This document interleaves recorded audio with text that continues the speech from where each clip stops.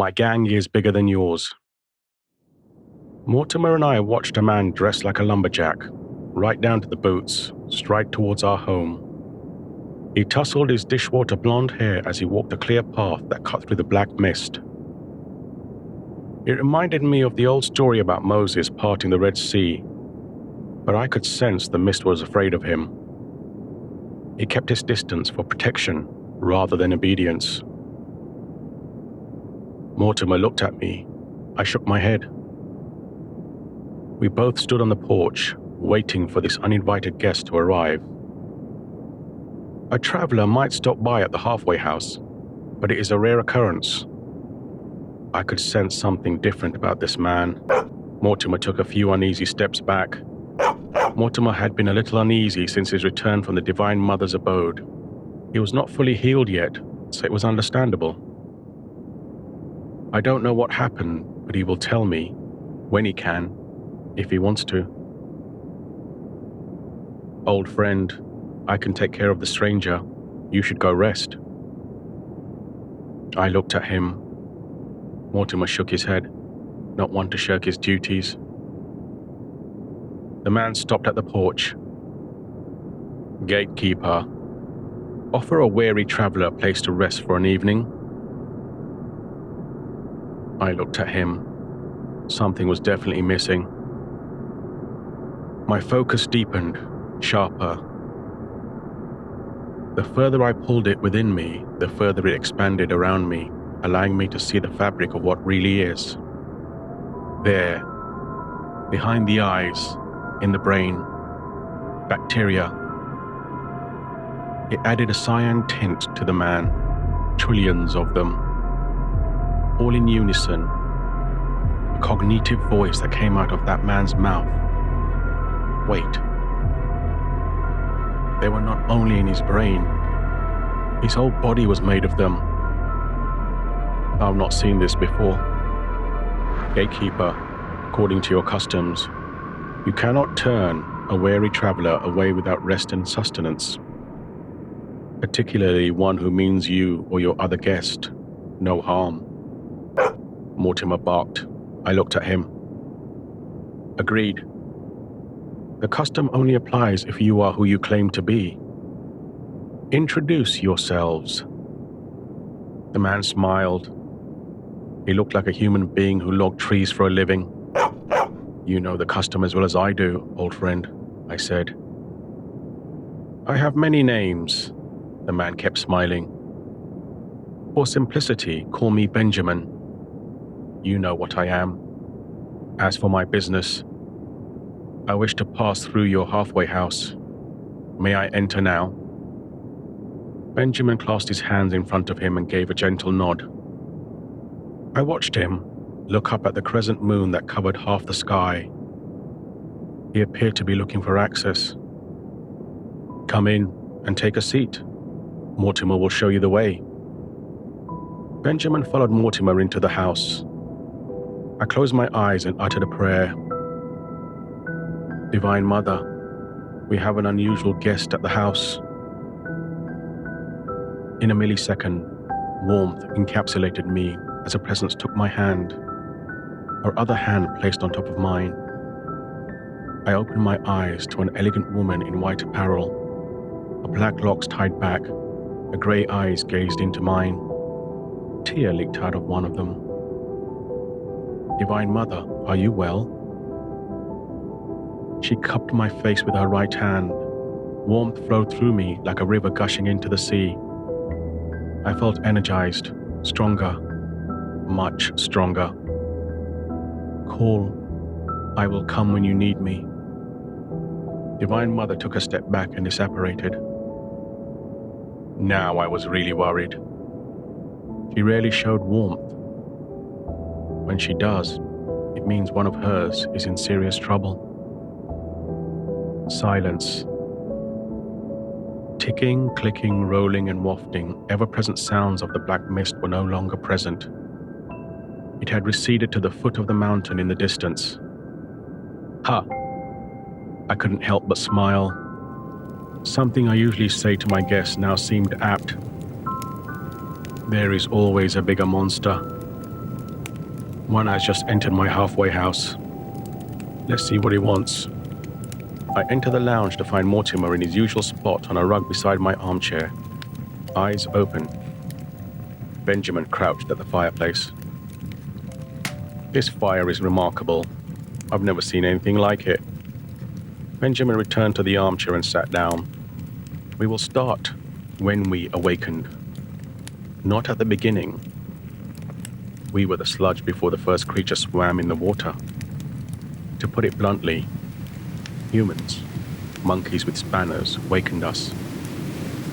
Zombie fire in Fort Nelson, British Columbia was where it started. A fire under several feet of snow kept going by moss and peat.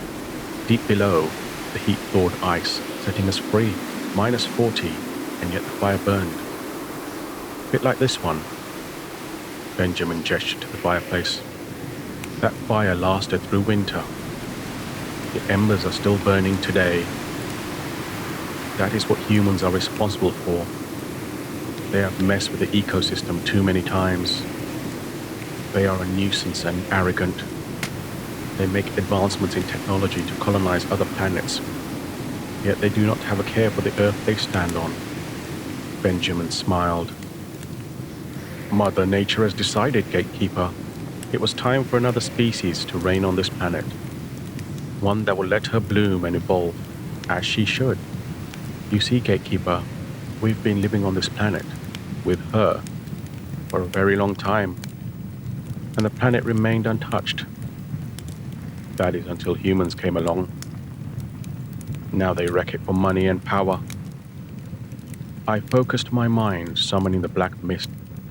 Reluctantly, it ticked and coiled towards the house. I'm not sure I understand. Humans are still out there, going about their daily lives. Their planet remains intact, I said. Come now, Gatekeeper, do you not see? Floods occur regularly in areas that were once permanently dry. Ice shelves melting before their time. Gigantic fires are commonplace. Plastics dumped on shore as if the ocean is tossing back what the humans put in. Benjamin tapped his temple. What is that maxim? 1 in 2 will get cancer in their lifetime. That is only one of many inflictions. There are a myriad of diseases popping up everywhere. Have you forgotten the lockdown? There are more viruses to come. As for why, we've had enough. We are in the soil, the food, the air, in them. Coincidence? No, that is us. Benjamin touched his hand on his heart. There are more of us than humans, and we are tired of them destroying our habitat. Black mist ticked, bobbed and clicked into the lounge, gathering around the edges.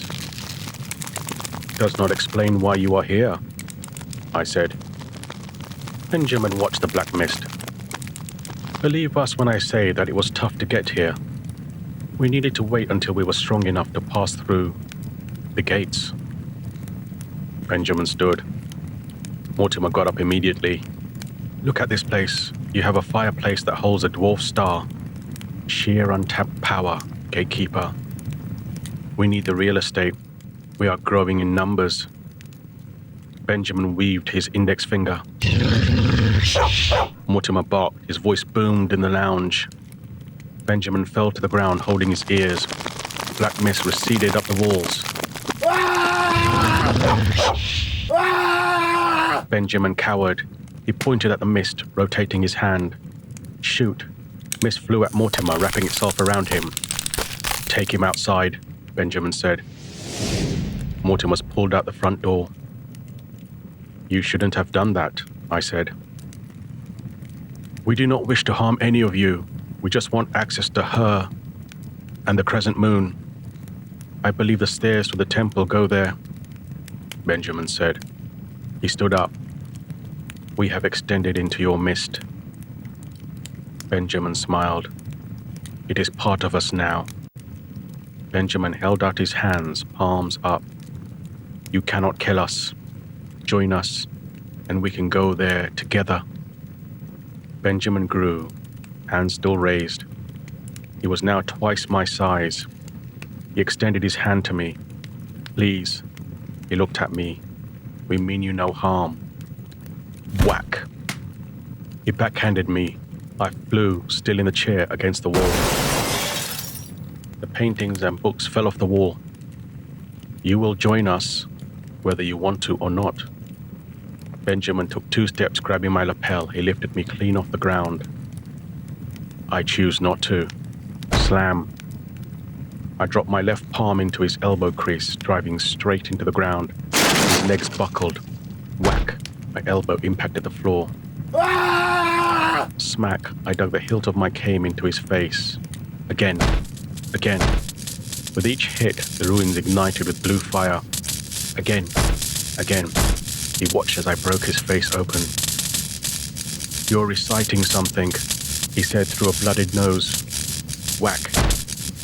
His head hit the floor, eyes closed. Cyan algae poured out of his orifices. "You cannot kill us, gatekeeper," they hissed. I stood up, cane in hand, aiming its tip at his center mass. I drove it down, still uttering the mantra. It pierced my floor. More cyan algae poured out. Flames from the fireplace flared, igniting around us, incinerating the algae everywhere. Aha, too many of us to kill. I crouched down. Agreed. I twisted my cane in his torso, discharging a fierce cold that crystallized Benjamin, forging a popsicle. His eyes were frozen open. Grabbing my cane, I dragged Benjamin behind me out of the room like a piece of luggage. "Where are you taking me, gatekeeper?" Benjamin's voice was heard. He required a bit of effort, and I'll clean up later, so I kept going down 2 flights of stairs until we reached the abyss. "What is that? I have never witnessed that before." Benjamin's voice was heard again. I touched my palm on the translucent threshold that shimmered. It opened with a loud shriek. Screams and shrieks from the occupants of my house echoed along the corridors. I pushed Benjamin through, feet first. "It's empty. No." Still frozen, I looked down at his eyes. Twisting, I pulled my cane clean and leaned it against the wall. I grabbed Benjamin's shoulders and heaved him into the abyss. Mortimer was the last noise I heard. Silence. It was black, total black, like I've been enveloped in a blanket. There were no stars or sky above or ground below. I could not see or hear anything. All I could feel was my sentience ebbing away, particle by particle. I didn't have much time as the dull pain was stretching to my torso from my fingertips and toes. I was beyond the rim, in the abyss. I understood the Divine Mother's words now. I could call her and she will come. But I wouldn't do that to her, for even gods can't walk here. The abyss is the tumultuous energy of creation, sheer naked power. Very few individuals can walk here. I wasn't one of them. Rather just fade away. Ebb. Slow. Nothing left. Forgetting. Almost gone. Something fused in my conscience. A tiny sphere of light or thought. It did not make a sound, but I heard it. "You must call Decion. Call the God Killer, Decion." I focused, despite forgetting. I know Decion, but I was losing why I know him. "Decion," I said in my mind. "Decion." I focused at the point between my eyes. "Decion." Fading further, further. "This way, ferryman." I heard a whisper.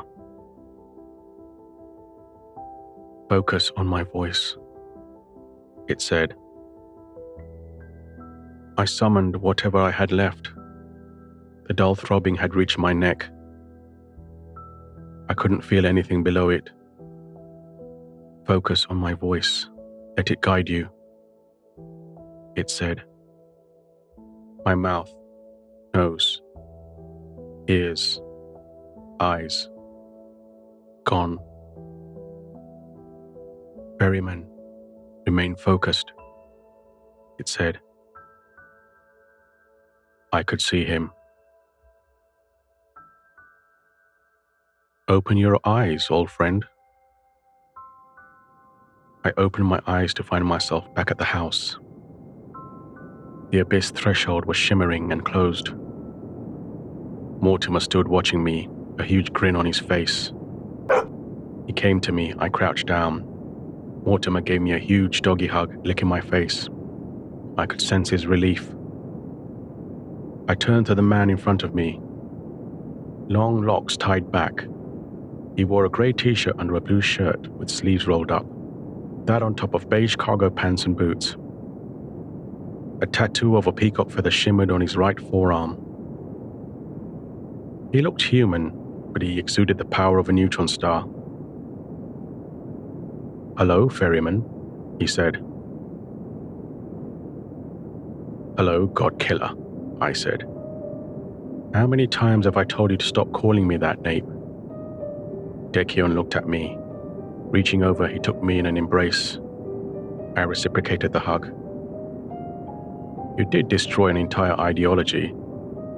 The whole civilization had to rethink who they worshipped, I said. He took a step back, smiling. That was a long time ago. And I am much older now, wiser, well, a little. What were you doing beyond the rim? You should know better, he said. It wasn't by choice. Let me get you a single malt. Dekion shook his head. I will drop by another time, but thank you. I need to return to my studies. Thank you, old friend. I would never have been able to get out. Dekion touched his heart and gave me a gentle nod. You have another to thank, the one who called me. Ferryman, see you soon and stay this side of the rim. Dekion smiled. He strode through the abyss threshold as if it wasn't even there. I looked at Mortimer. I nodded and headed upstairs. Mortimer walked beside me. He kept looking up at me. I'm okay, really. We both walked out on the balcony to find Divine Mother stood there with a youthful-looking sage adorned in an ochre-colored dhoti and shawl. I gazed at the stranger. Thank you for finding me. I touched my heart and gave a gentle bow. The sage raised his right hand, offering a blessing. Immediately, I was hit with a wave of warmth fusing in my very cells. It replenished what I lost in the abyss. Your mother asked it of me, and I happily obliged. Gatekeeper. Not many can survive that place, the sage said. Thank you, Vishvamitra. Divine Mother turned to the sage and pressed her hands together in greeting. The sage reciprocated. He bowed to Divine Mother. Turning to me, he touched his hand on his heart and smiled. You have much potential, young one. Listen to your mother and friends. Try staying this side of the rim. Vishwamitra looked at Mortimer. When you are ready for instruction, call me. He disapparated. Divine Mother stepped to me and cupped my face. How are you? I am doing well after what the sage gave me. She nodded. Thank you for sending him, I said. I could not let you fade away. A tear leaked from her eye. That was too close, Nape, she said. I nodded. I will be more vigilant next time. I have continued your duties at the house whilst you were away. It is in order again. I touched my heart and gave her a gentle nod. I will try and keep Hamish here more, Divine Mother said. She turned and strode to the end of the balcony, disapparating mid-step. Mortimer and I returned downstairs to the lounge. A double single malt whiskey waited for me on the table next to my armchair. Compliments from the Divine Mother. Mortimer took his usual spot on the rug. I sat down to take stock. The house is in order again, and black mist decontaminated. Thanks to the sage Vishwamitra, a sun burned within me. Felt vibrant. Benjamin, the species, no more. He wanted real estate. There is plenty in the abyss. But there are also forces there that he cannot tame, so he will disintegrate and merge with the fabric of existence. It was good to see my old friend Decion again, despite him having to save me. What kind of beings can walk in the abyss, you ask? Truth is, any soul can, but it takes time and study, so a rare few do. Those that can tame its forces and manipulate it to build realities, multiple realities. They are rare individuals indeed. Decion began life as a rose collector, a stealer of souls using a certain piece of technology that is shaped like a rose, hence the name. The rest I will let him tell you himself when he next visits my home. I need to rest now. See you next Sunday at 11. Godspeed.